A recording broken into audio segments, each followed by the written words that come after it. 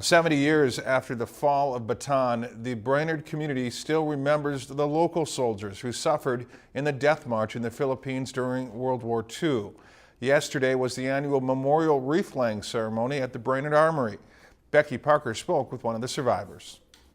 Walt Straka was one of 32 soldiers from the 194th Tank Battalion who returned to Brainerd after enduring months of torture. It was a nightmare, a 43-month nightmare. And it kept getting worse and worse and worse and worse and worse.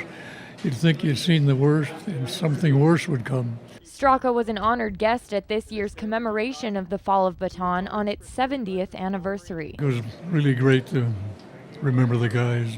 Brings a lot of memories back. On April 9, 1942, the Bataan Peninsula of the Philippines fell to Japanese forces. The ensuing 60-mile death march killed thousands of U.S. and Filipino troops.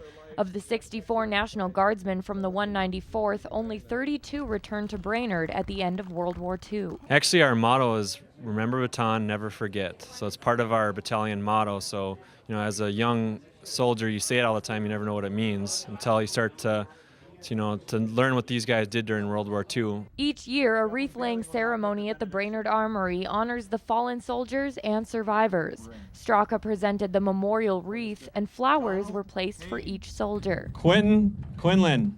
In past years, a memorial march has also been held on the anniversary of the fall of the Bataan.